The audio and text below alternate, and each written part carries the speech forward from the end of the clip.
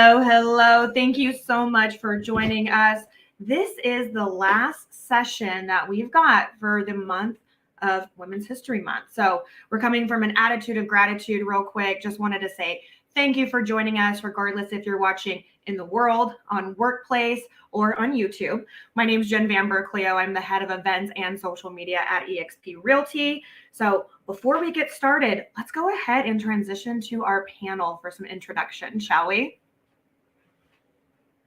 And while they're loading in, just a quick reminder that we do have Slido going on right now in eXp World, and we'll be sharing that link in Workplace and on YouTube. So if you have questions, make sure you're asking them with that Slido QR code. We want this to be super conversational, and we want to make sure that your voices are heard. So if you have questions, don't forget to ask. So without further ado, I'm going to toss over to Andrea to introduce yourself. Hello, my name is Andrea Cook. I'm based in Novi, Michigan, and I'm actually an associate broker with eXp Realty. Been with the company now for 3 years. And you just received your broker license not that long ago, right? Yes, I passed my test on my birthday this year, so it was a very good birthday. I love it. I love it. I'm going to switch over to my second Jen. I'll go by Gen 1, Gen 2. We'll toss over to you. Hi, I am Jen Guinia, and I have been a realtor for a little over 2.5 years, and I've been with eXp for just barely over a year. And I am the national director for the eXp Military Network. So I'm a military spouse out here in Wichita Falls, Texas. And it's great because I work with a lot of military families, and I help support military spouses growing their careers. And you were a social worker prior to this, so I feel like your love and your love of people really shows even through the military network. So thank you so much for being here. Lane, let's go to you. Hey everybody, I'm Lane Bowen with Locally Owned Home, brokered by eXp Realty. I have been an agent for 12 or 13 years now. I am a broker in Kentucky, and I've actually been with eXp for over 10 years now. So I am Agent 141. Yes, you are. That was going to be my fun fact. So I was like, I hope you mentioned that part. Sorry, I beat you to it. No, I love it. It's perfect. So longer than me. I've been at eXp for almost 6 years. So very big kudos to you. Laura, let's go ahead and toss over to you. Oh, that's great. Well, it's a pleasure to share my story with everyone on the call today. I'm Laura Healy, and I'm from the west coast of Canada on beautiful Vancouver Island. And I'm pretty proud to call Nanaimo home. I'm a 3-time ICON winner, and apparently I hit number 29 in Canada for individual agents in 2022. So I've been with eXp for 3.5 years. And before that, I was an unlicensed assistant with another brand. A fun fact about me, I recently purchased a condo in Tulum, and it was always my dream to have a place down south. And for my birthday this year, because I turned 40, I bought some land in Bacalar with the dream of making a heart project, a teaching hotel to give back to the local Mayan community. Yoga and holistic healing are my passions outside of real estate. Beautiful. Yeah, I have my note that says, running a nonprofit hotel, living her dream between Canada and Mexico. So I feel like that's a pretty good segue. And then Kate, last but not least, let's go over to you. Hi, everyone. My name is Kate Kroger. I am with Success Lending. I'm located here in Bend, Oregon. I'm actually coming up on my 1-year anniversary with Success in April. So new company. I've been here for almost the whole thing, but I'm super excited to be a part of this panel as well. And we've worked together. You could probably catch her at shareholders if you're not already registered. Many of us will be there. So a little shameless plug. So let's go ahead and jump right into it. We're really focused today on building the future you. And when we first started talking about this, we were talking about what does that really mean to you? Because for some people, it means mental health. For others, it might mean personal and professional growth and development. So before we get into the really nitty gritty of it all, really just by the title itself, how did that apply to you? What was your first thought? And we'll go to Jen for this to start off with. So for me, it is, I don't know if you guys are ever on TikTok or Instagram, but you probably see a lot of people talking about the feminine and masculine energy. And for me, it was learning that I truly can't do it all. I can't be this mom and this wife and this run a team and a career and all this. It's just too much. And so learning the power of leverage, having a great foundation, learning how to then leverage out things that you can put the task onto others so that you can tap into like who you are, because that is how we grow our businesses. Women are very nurturing and loving and caregiving, and it's not a bad thing. It's often the calming in a storm when it's hitting the fan in a transaction, right? Like our clients come to us because we're a little bit more soothing and understanding and concerning. And it's hard because we often take on that energy from them unintentionally. And so for me, that is what, working on the futures for me is for letting other women understand that like the reason we seem cranky or overwhelmed or overloaded is because we're taking on the burden of a very demanding job, but also taking on the burden of motherhood and being a spouse and trying to just play an equal field, and you just can't do it. It's okay to ask for help. We don't have to be the person who's doing it all. So for me, that's been like a huge, big goal too. And I know a lot of other women I work with, we're all trying to kind of get that way. Yeah. Yeah. And, as women too, especially at this panel, we are really big into community over competition. So I really appreciate you saying that. Laura, let's bounce over to you. What does building the future kind of look like and mean for you? Well, a few different things. So about 2 years ago, I was rear-ended, and out of the blue, it happened while I was on a way to a work appointment. And I'm such a personal person. I didn't ever want to share that I was so injured. I was so afraid it would affect my business, because we're so trained inside to put our head down and keep working. And so I started out trying to heal by what we would call an insurance deadline. They give you 2 years to heal in Canada. And along the way, towards the end, I realized I couldn't heal by the deadline. I couldn't fix it. As a goal-driven person, I felt like I had failed. And so then I retracted and I thought, okay, I've just got to be the best version of me. What is that? I went through a whole variation of things during the 2 years. And initially I was like, oh, I don't want to share this story because I don't want anyone to think that I'm not up for the task. During those 2 years, the market went crazy. I had no personal life. And I just put my head down and worked and did as much healing as possible. But out of it came a beautiful thing. And that was, I realized I needed to start giving myself credit for my achievements and to celebrate my wins. I was so, focused on being humble and being like, yeah, I'm just doing what I always do. You can do it too. Great job. But also it promoted or encouraged me to start really empowering the community of female realtors around me. And so I made a real point to celebrate their wins, to help them achieve their goals. And many of them stepped up. One of the female agents on Vancouver Island, Denise Hodgkins, reviewed every single one of my contracts for 6 months because I had a severe concussion. And, but she didn't have to do it. She did it because she cared. And in exchange, we, formed a beautiful working relationship. So now we empower each other and other agents. So it's like you said, we're a strengthening community.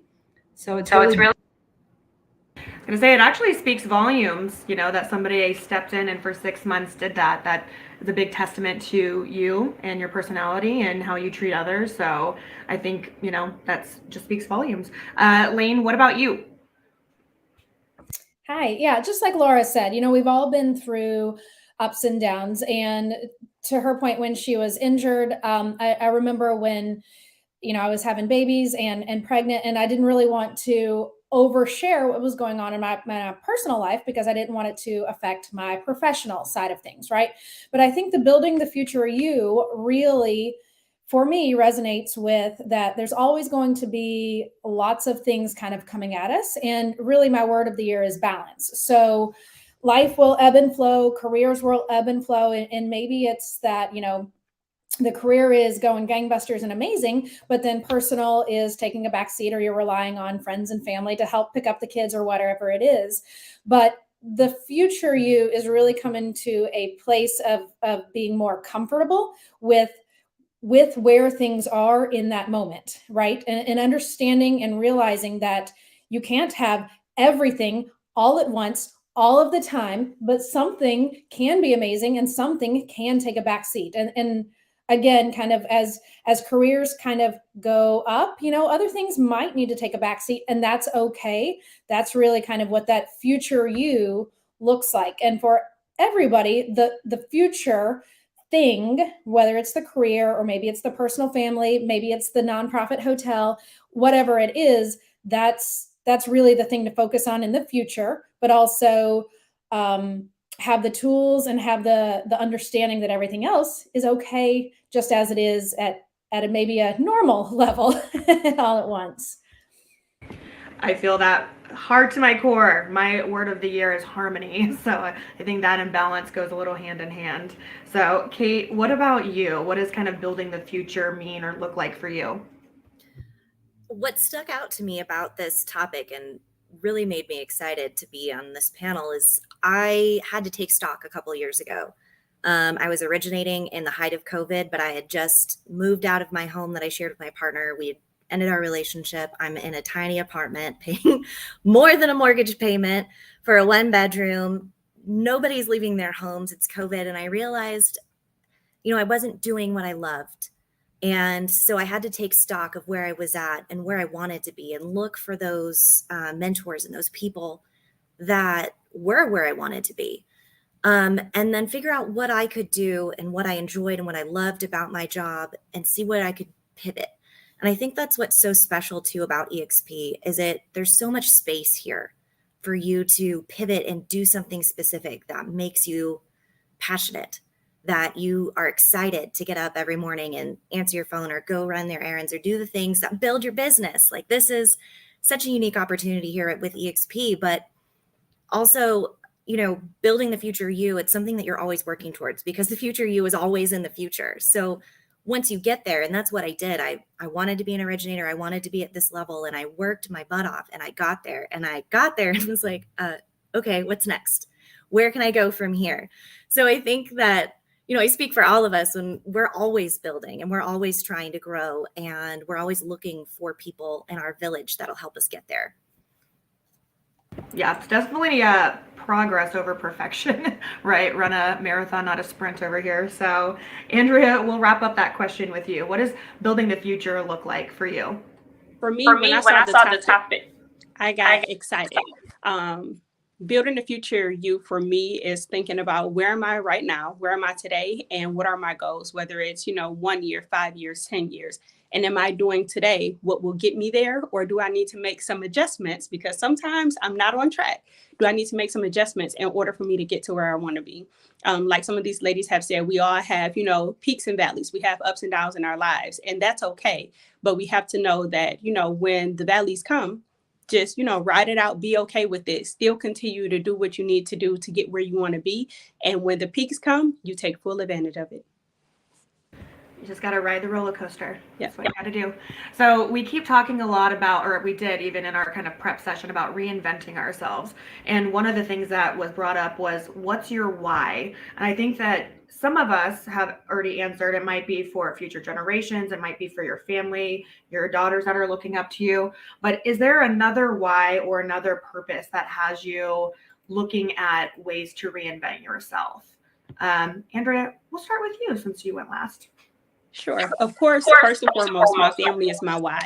Knowing that I have now a 6-year-old daughter that's looking up to me, I have to show her that, yes, you can do it all, but you don't have to. And so I'm showing her, things that I can let off my plate. So that way I can spend time with her and my husband and, my family. But in addition to that, my why also comes from my community, knowing that there's disproportionate numbers in, African Americans owning homes, women owning homes, things like that. That's my why, to be like, hey, if I can do it, you can do it. And let me show you how. A lot of times it's, giving people the tools and the resources that they need. It's not because they don't want to. It's just because they don't know how to. And for me, that's our job, to be able to show them a way to be able to accomplish their goals, just like we're doing ours. That gave me goosebumps. I even wrote down, let me show you the way. It's not enough to be like, it's so easy, I can do it, you can too. You're actually giving tools and tips and mentoring and showing people how it's done. So exactly. Very commendable. Jenn, what about you? So for me, I am a boy mom of 2 boys. And kind of my big thing is just showing my boys that women can be strong leaders too, and we can hold our own careers, because they got mommy home for 7 years. And my transition back into the workforce career again, they were very distraught. They were like, why are you working? And why are you doing this? And why that? And I'm like, why didn't you ever ask daddy? We went through multiple deployments and TDYs. We PCS 6 times in under 10 years. And it was always mommy did everything. And I put my career on the back burner. So it's been really cool the past 2 years after I left social work, because when I went back to work originally, I did go back to the social work field, and then I ended up transitioning into real estate. Watching my boys learn what it was like to see mommy grow professionally and how that affected them. And now it's kind of cool because my boys are like, my mom is such a boss. And it's pretty cool because they're boys. And I love that for some reason they think I'm cooler than daddy. And, my husband's a pilot. So the fact that my kids think I'm cooler than my husband right now pretty much is the most elite why ever. Oh my gosh, also relatable. I have 6 brothers and both my parents were in the military, so I can relate to that. Laura, what about you? So I used to always think that being emotional or being like vulnerable meant a sign of weakness. So last May I was at one of the EXP conferences in Los Cabos, Mexico, and one of the individuals with EXP had brought down his business coach, and we sat around a table at dinner and we shared our vulnerabilities and what filled us up. And it was really remarkable to see everybody, like no matter where they were at their career, sharing kind of where they thought they'd been successful, where they had, somewhat failed in their opinion. And so I realized that what I needed in my business, other than just success, was a way to fill my heart. And I could only get that by giving back. So I vowed from that moment on. I had been doing a lot of it, but I changed my focus to really give back to agents, to connect with other agents. If I knew they were going through a hard time, just to text them and say, hey, I saw you made a sale this month, or how's mom and dad doing? I know they're both in a senior's home. Do you need anything? Or if I don't see somebody like for a little bit, I'll connect and say, hey, like, are you doing okay? Can you actually pay your rent this month? Because we're at different places in every part of our journey. Like what Andrea said really spoke to me about giving us the tools. And in real estate, we're no different. Just because we're in real estate doesn't mean that we're multimillionaires, doesn't mean that we're super successful. We can be at, our business ebbs and flows. So my why is really to live the best version of my life, both business and personal, as well as both health and relationship wise, and to give back to the future leaders in our business, and especially within EXP. And so I'm always up for a coffee or a virtual Zoom, or even just, hey, you want to be pumped up? Let me listen to what you're going through and let me share my story and my journey with you. And I'm always happy to connect. I love to connect with agents, especially across Canada, in the Mayan Riviera in Mexico and in North America. So I've always got time for that call, no matter how busy I am. And so that's my why. I love that you're checking up on people too. I feel like sometimes, especially during the pandemic, people were really siloed and at home, and some people were feeling super alone. So the fact that you're reaching out and you're making sure people are okay, or they're able to pay their rent or their mortgage, that's just really, really commendable. So my word for 2023 was connection. And so, because we're such an individual society in Canada. And so, connection it is in all different forms. Yeah. Your vibe attracts your tribe, and I can only imagine yours is growing. So, Lane, what about you? What is your why? Well, mine is a little bit twofold. So my degree is in sport administration and marketing. And if you know anything about sports, it is nights and weekends. And although real estate is nights and weekends too, it gives you a little bit more flexibility, right? Games and sports happen on the weekend. So you ended up working when everybody else was playing. So moving forward from, what I thought I was going to do for the rest of my life to, getting married, starting a career, starting a family, I knew that I needed something a little bit more flexible. right? And at the very beginning, we thought that real estate was all looking at pretty houses, because that's right, it is, right? Just looking at pretty houses.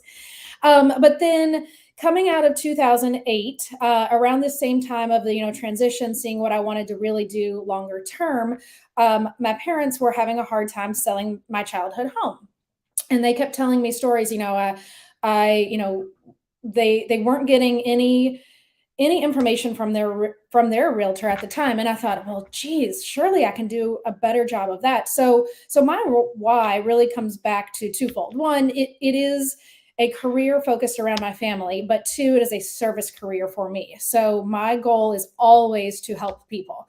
And I mean, I really do enjoy the business and the contracts and the networking and all of the nitty gritty of the details, because I'm a detail oriented person. But my why comes back to helping people. Surely I can help you more than somebody that won't even answer the phone. Surely I can, at least, crunch some numbers for you. And that's what really always my goal is, to give my clients the information that they would need to make the decision that's best for them and their circumstance. It's not about what I think is best. It's not about the commission. It's really about others and service in the long run. And that's how you get repeat customers, my friends. I think we're all saying the same thing, though. I mean, Jenn, Laura, we've that's, and Andrea too, we have our very, very personal whys, and then we also have our career whys too. And I think, again, as women, we have these multifaceted, it's not just one thing, each box. I mean, everything is gray and ebbs and flows together. I mean, that's what makes us us. Kate, what's your why? A lot like Laura, my why is around fulfillment. It's around personal, professional, relationship fulfillment. It's, I want to enjoy what I do, and I want to give back, and I want to build something. My why, when I reevaluated 2 years ago, what I was doing and why I wanted to do it, I really wanted to build something new. I wanted to build a culture around integrity. I wanted to raise up women. I wanted to build something that was cooperative, and I found that opportunity with success, but I first found it with training as well. And so it allowed me to end my day being like, I helped somebody today. And that's really my why. It's I want to go to bed every night, and I want to look at myself in the mirror and be like, I'm really proud of who I am and where I'm going. And I helped somebody today. Like, at the very least, I made somebody else's day better. And that's what powers my why. And then you end the day feeling super fulfilled too. So I think that's a win. So let's talk about how to get started on these kind of things. So some people might put goals down. Some people might do an energy audit. We've talked about vision boards. I myself have a cardboard vision board that's broken down into 10, 5, and 1 year. So that way I'm staying on track.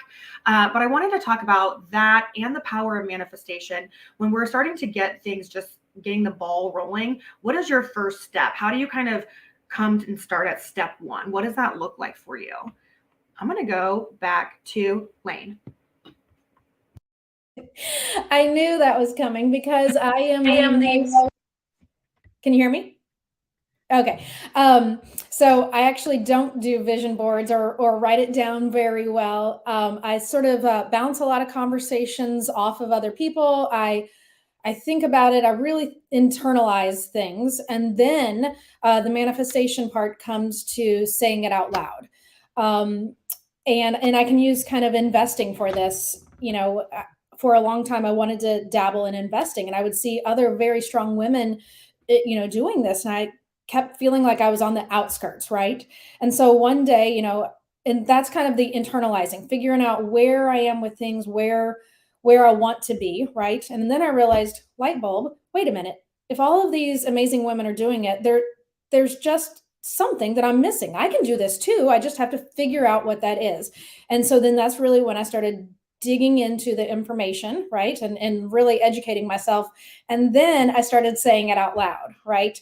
Once I felt comfortable enough after the internalization, felt comfortable enough to talk about it, then I start saying it out loud. And then once you start saying it out loud, don't stand in your own way, right? Because everything will start coming to you because people want to genuinely help. So that's sort of, and I do that in all facets, right? So when real estate was slow a few months ago, I thought, wait a minute, I'm an icon agent. Surely if I'm struggling, others are struggling, right? It wasn't just me. This wasn't a lane problem. This was a much bigger. So I thought, okay, when I got started in my career, what did I do? Oh, wait a minute. I put irons in the fire. I networked. I called people. I followed up with my sphere and I started doing those things, right? And then I started saying it out loud, and watch out, I can barely even take a call now without having to text and follow up with clients, even while we're on this call. So that's sort of, I'm a little bit all over the place and a little bit scattered, but that's my style. So if it works for you, then it works for somebody. So I'm here for it. Yeah, and I think that's important too, is that in kind of getting back to the future you, is that it's taken me a long time to be okay with that version of myself, right? That for vision boards are amazing things, right? And there's other people that have amazing systems and they write down and make lists and make their calls and stuff. But I'm also really okay with where I am now in my systems. So I love that. Laura, talk to me a little bit. Did we talk about energy audits last time? Good memory. Yes. I want to hear more about it. Okay, so I'd say my secret weapon is the power of positivity, the importance of building a relationship business, and then just the ability to work hard, but also keep that life balance. I can't recommend enough that if you're in a position to get a business coach or an assistant, you do that. I often, through the business coach, I learned what an energy audit was. You can call it a business energy audit, but you write down all the things that you do in your business and you break them into 3 categories. And then you write, does it fill me up? Does it drain my energy somewhat? Or does it, do I get no enjoyment out of it? And so that can be everything from doing your social media to your bookkeeping, to installing a signpost, to processing your paperwork. And then I ask myself, and I reflect on this regularly. I keep a printed blank copy next to my desk, and sometimes I'll do it once a week. And I ask myself a simple question: am I making the best use of my time, my skills, and my energy? And sometimes I have to go back to my assistant or go back to my team and say, can you take more off my plate, guys? Because we're not making more time in life. And I don't want to work 24/7. I don't want to be exhausted. And I want to use my energy and my time to be the best version of me. So it's not a sign of weakness. It's not a sign that you can't keep up. We're not meant to do it all. I was raised, a successful woman. And I don't think by the fault of my parents, but the influence of society. You're raised, you can have a perfect family, you can have a career, you can have that perfect dog, you can have that perfect body. Reality is, you don't get it all. You just have to embrace it. So, Laura, I think it kind of goes back to, though, you can have it all, maybe just at different phases and different times, and really kind of focused on what's the all right now and then what's the all in the future, sort of. I love that, Lane, because you have those ebbs and flows in life and you just keep staying focused towards it. But it's not, if you don't have it all the time, it's not that it's a sign of failure. It's not a sign of not being perfect. It's just a sign of being real. Yes. And I want to be a human, and I want to be able to connect with others. I don't want people to go, oh, she's not approachable. Mm-hmm. Yeah. And I would still argue that all, even in those lower times, might be an opportunity to focus on, fulfilling on your personal side, or something else that needs really focusing on, so that you can get back into the swing of what you really want to be. But it's okay to take a step back for a minute and, one step back to 10 steps forward or something. I love it. It's great input. Alrighty, Andrea, what about you? Where do you start? What's your first kind of step when you start to put together something like the future of you? So for me, I started actually in 4th grade. My oldest sister was hit by a drunk driver in a car accident. And I wrote down what I called like my prayer or my goal. And of course, it was for her to get better. And she did. So in my mind, it was because of me, little old 4th grader, the reason why she was better and able to, move and walk again and all of that stuff. So literally since the 4th grade, I've been writing my goals down. And of course, they've gotten bigger over time. But I write them down and I tell people it's no secret. So like Lane said, once you figure out what your goals are, you start to tell people, and that makes it real because now you're forced to put action to it. You can't just say, oh, I'm going to do this huge thing and not do anything towards it because people will hold you accountable. So I have my vision board. Actually, I have it on my phone screen as well as my computer. I'm on my computer all the time. So every time I look at the home screen, I'm literally looking at my goals. And it's like, okay, it's sometimes a reminder to myself, okay, you're not doing what you need to do to go towards those goals. So maybe you need to kind of backtrack a little bit and get on track again. So for me, it's writing down my goals, being intentional about them, making sure I tell people, and then also positive words of affirmation for both myself as well as my daughter. So she knows like, okay, this is what we're working towards today. And it could just be a positive mindset. Whatever it is, you speak it out loud and you speak it into existence. That's super powerful and something that I've also been getting into. I have a gratitude journal and then I do daily affirmations as well. And it's really nice to see just how my mood even changes around, right? You start to believe it the more you say it. So it's got a lot of power. Jenn, what about you? I'm going to piggyback a little bit off of the 3 ladies who just spoke because I wrote down little notes because truly, and then I'll go into like kind of what I do. So for Lane, honestly, I tell all my new agents this, you have to define your own level of success. Do not look at anybody else and define what your level of success is. And then you take actions, you write down your goals and you take action steps to those because we all see success at a different level.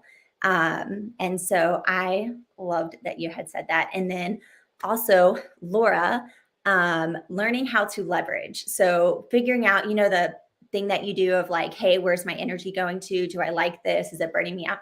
I do something super similar. And that's how I've learned how to leverage off the tasks that are energy draining for me. And that has been the best thing I have done. I've been doing it for several months now. And even just this, I'm still learning. And I go back to mine often as well, because sometimes things that used to drain me no longer drain me because I have more energy to put towards them again, because I took off those other tasks that I didn't realize were sucking the life out of me. Like I thought they were tasks I needed to be doing, but truthfully I didn't.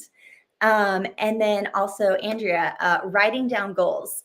I am huge on that. So that's where I'll kind of go off into what I do. So I'm pretty big on focusing on my why and showing my boys, that women can be leaders too. And I'm really big on helping others grow their careers. That's really what fills my cup up, is teaching others what made me successful and just sharing it all to them. I am not a gatekeeper at all. I give.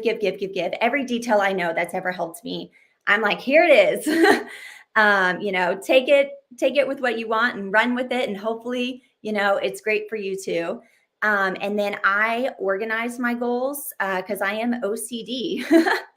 But I also am really severe ADHD. So I have to organize my goals or I would be ping-ponging everywhere. Like it would be bad for all of us. And then I meet with my business coach on a very regular basis. We meet every 2 weeks regularly, but also I text her throughout the week too. We're pretty close.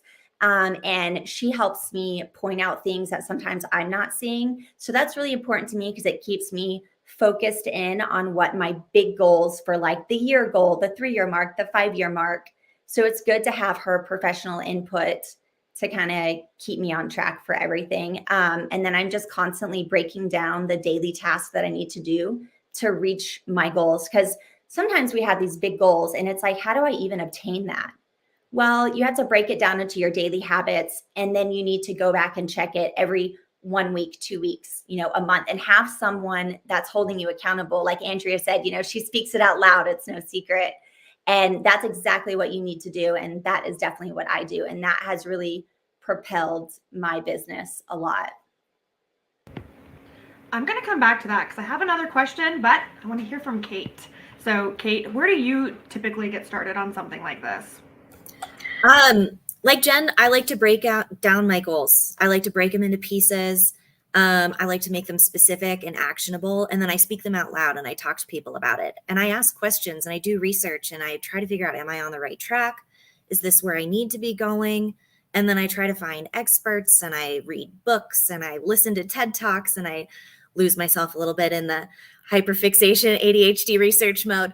But then I have all of this information that I can put together and write it down, and I kind of create like those brainstorms that you did in third grade where you have the circle and you draw the little lines out, and all of a sudden you have all of these tactics and ideas and places to go. And then I pick a few, and I don't try to implement them all at the same time because that would be crazy town.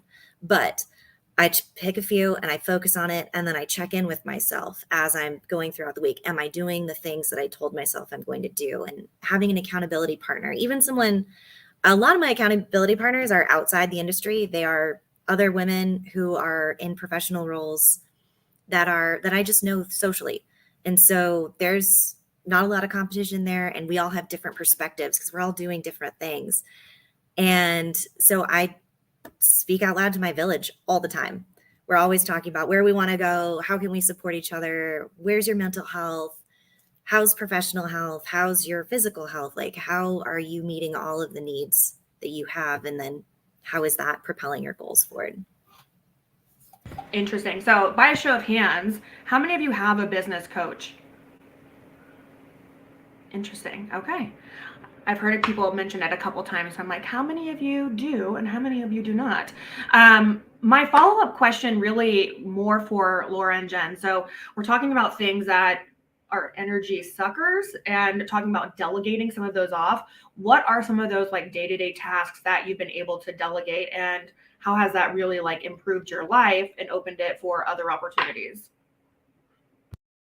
We'll go with Laura. So for me, the game changer was I had come from being an assistant, and so I knew how to do everything. So I was very good at doing all the administrative background behind. And so I felt like, oh, well, I'm just so natural at doing this.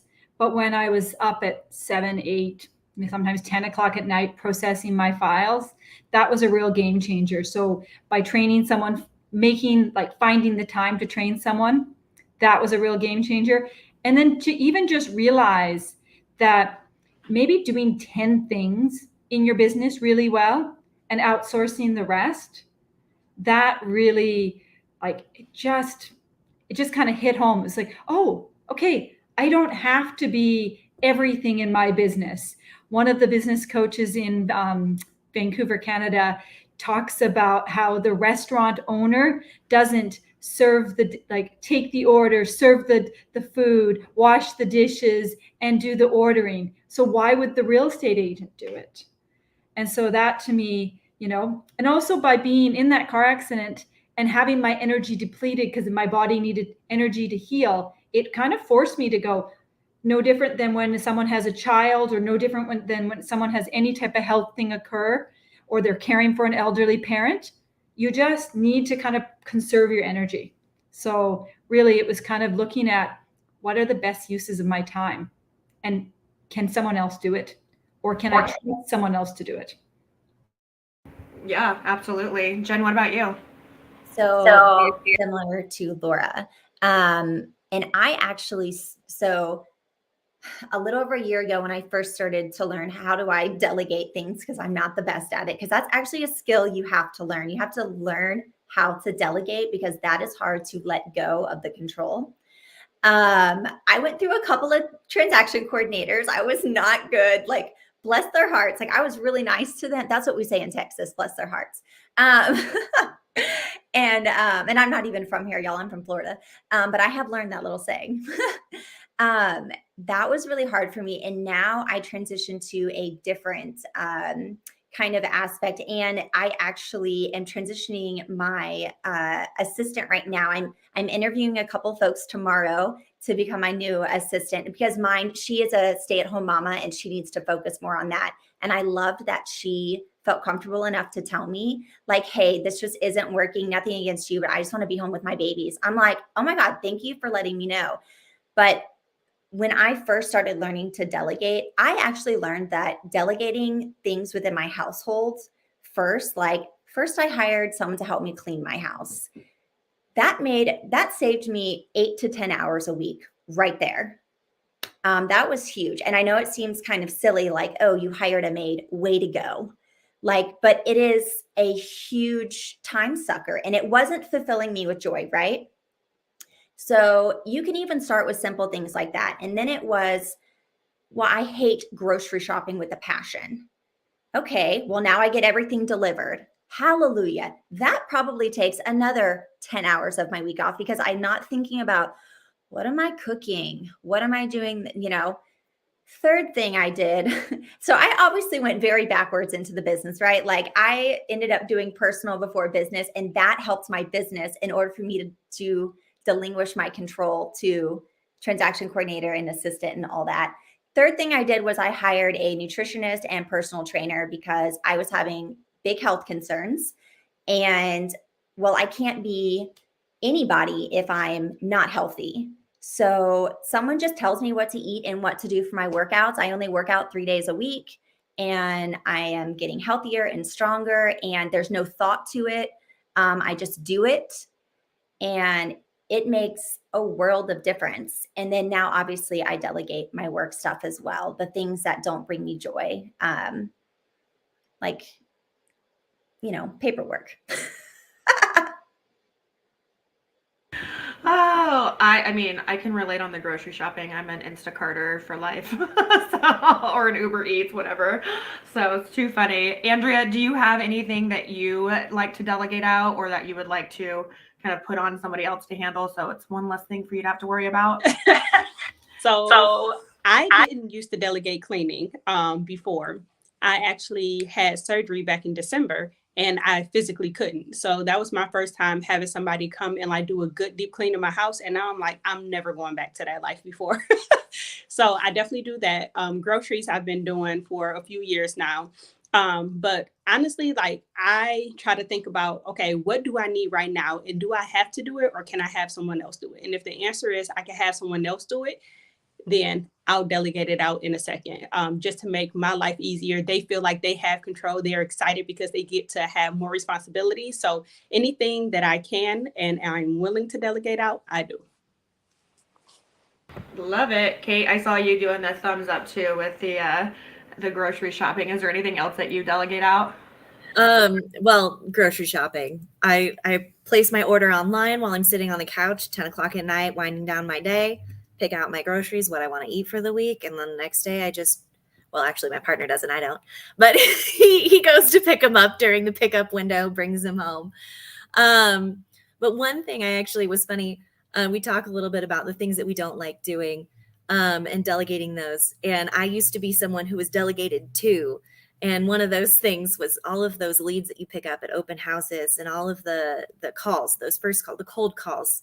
No one, well, show me someone who loves cold calling and I'll show you someone who loves caffeine a lot.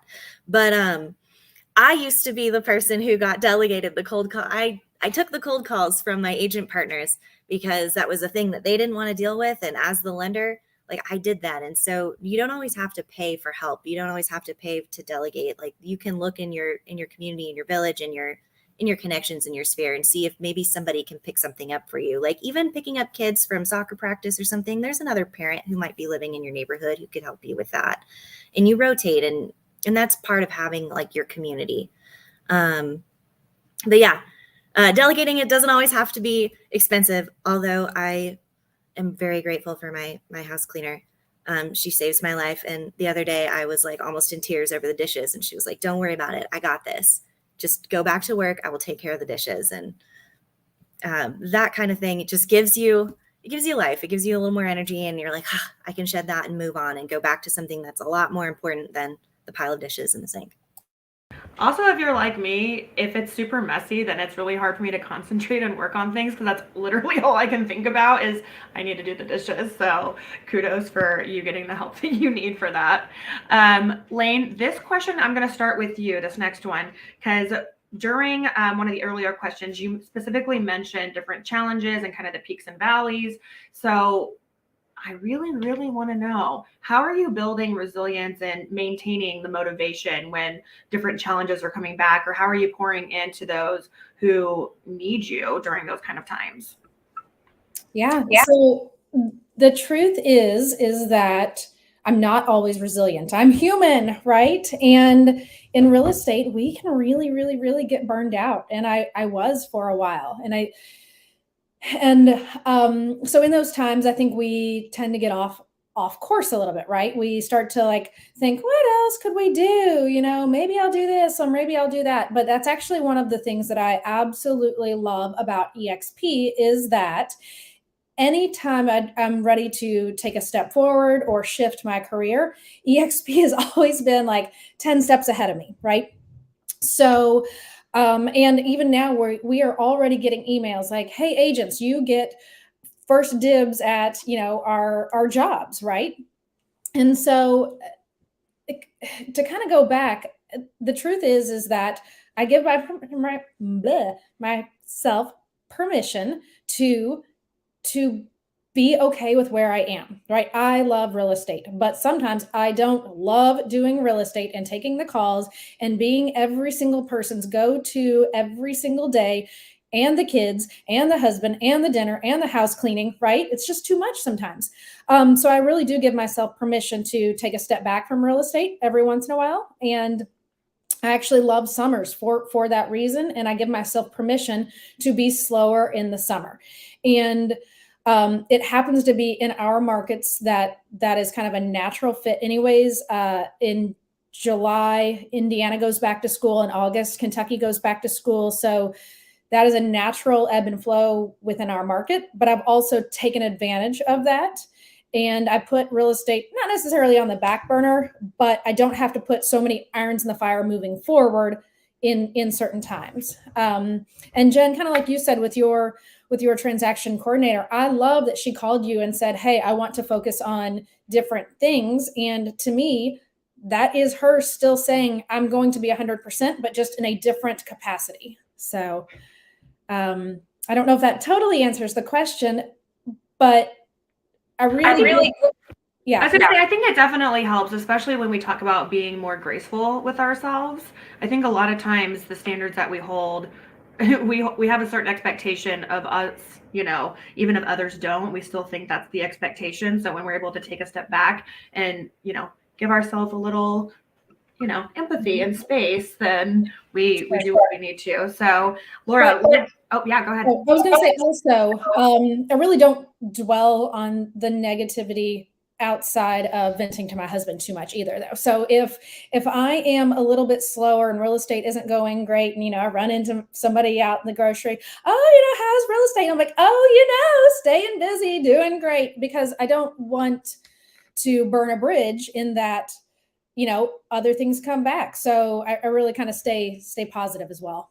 Well, yeah, and how many times have we all been in like a super positive mood, and then somebody comes and who's maybe experiencing something and it kind of sucks the life right out of you. So I can relate to that. Laura, what about you? How do you maintain motivation when we're going and facing these different challenges?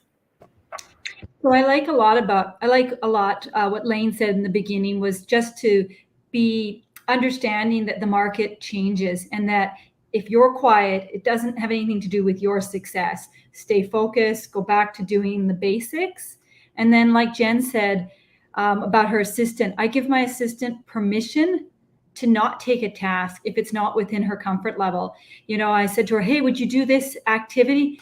And she came back the following day and said, I actually don't think I want to. And I said, okay, great, because she's also a mom of 2 kids and her husband works away. But really what it came down to was when I was asked to speak on this call, I thought, oh my God, I don't have a dramatic enough story. Why would they ask me? And then I was talking it through and starting to make my notes.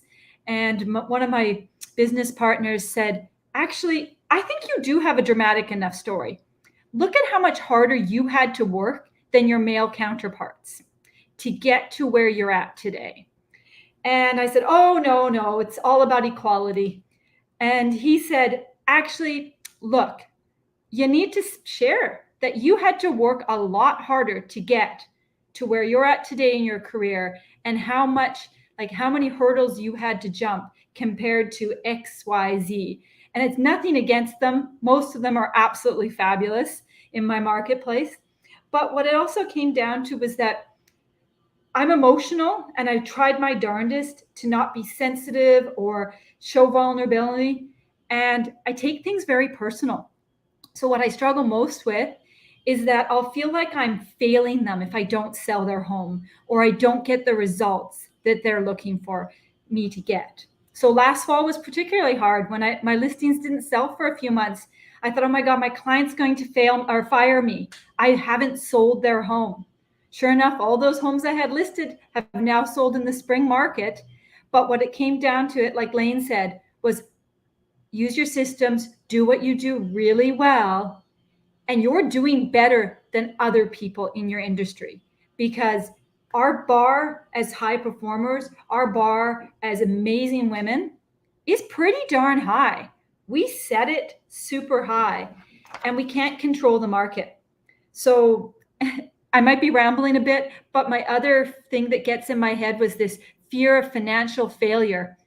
And so that stopped me for years to getting in, like leaving the big team I worked for, because I thought, oh, where will I get my clients? Where will I get my leads? What if I can't pay my mortgage?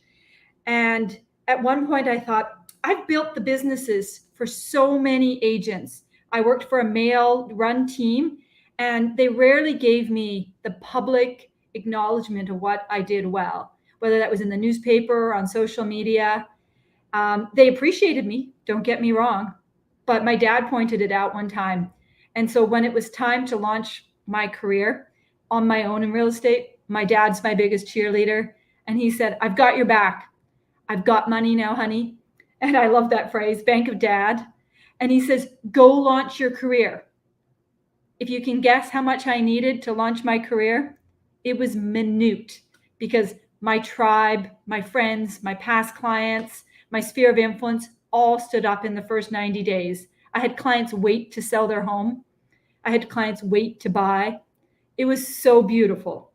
And so every time I have doubt in my heart or in my mind, I remind myself, the universe will take care of me, and I just need to be positive and keep treating people the way they deserve to be treated. So I don't have to be afraid that I'll go broke, that I won't make a sale. You know, I know what my minimums are, and I know what I want to achieve, but I give myself permission to just go with the flow.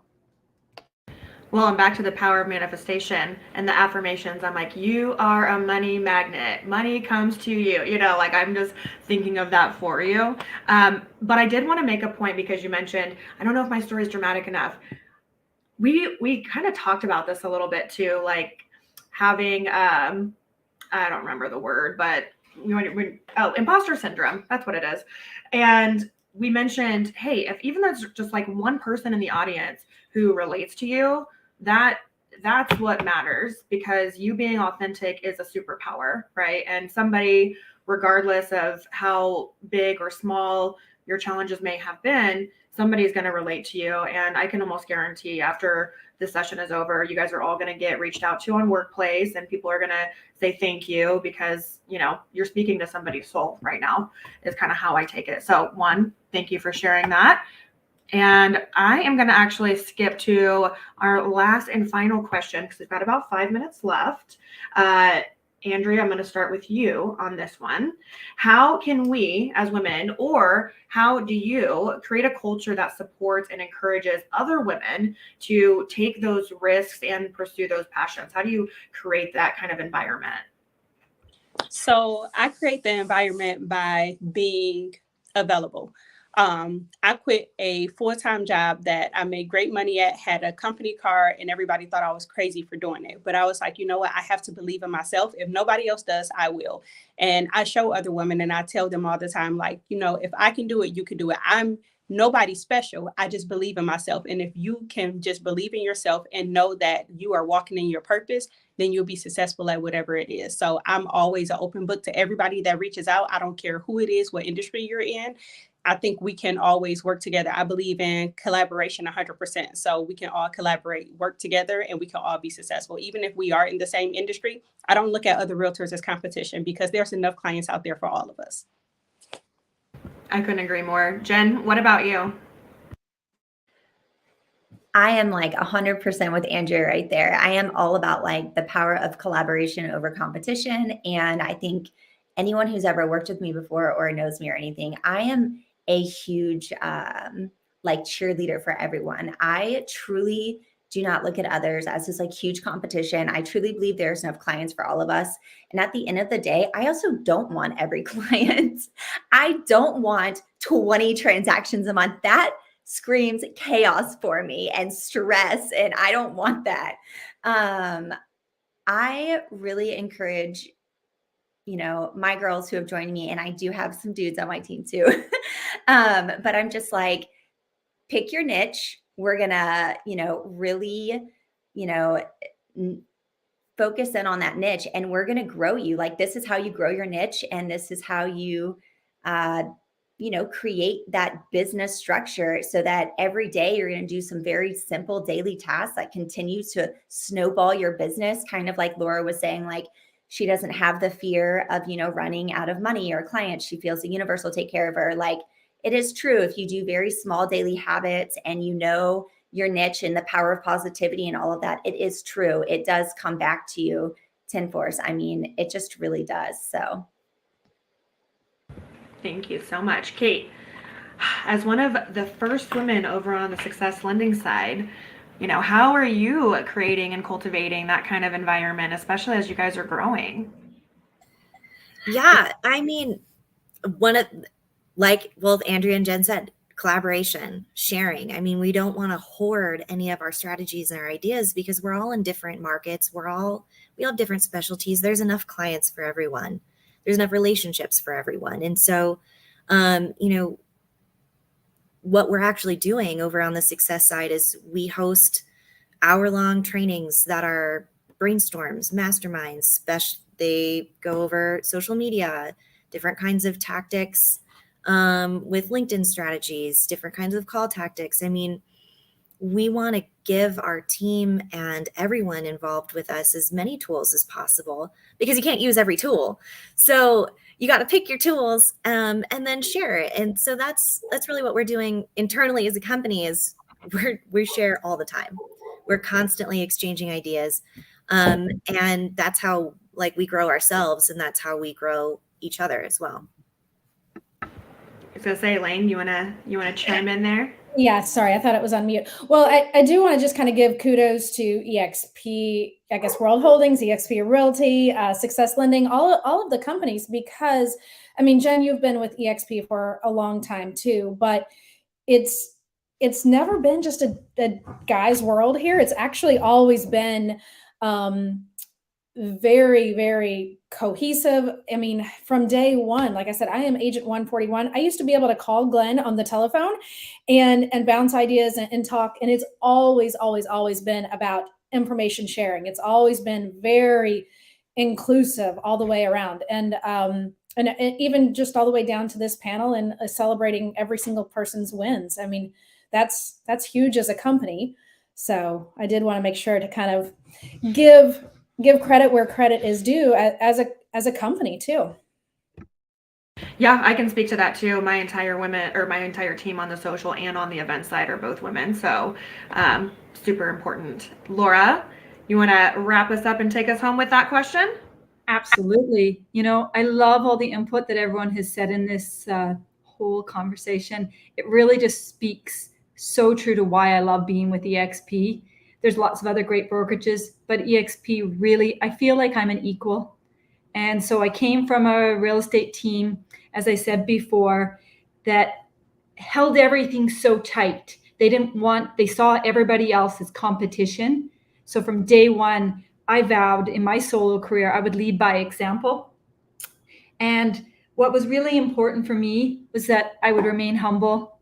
I would treat my other sphere of influence or my tribe, whether that's AKA your competition, right, as someone who was almost like family.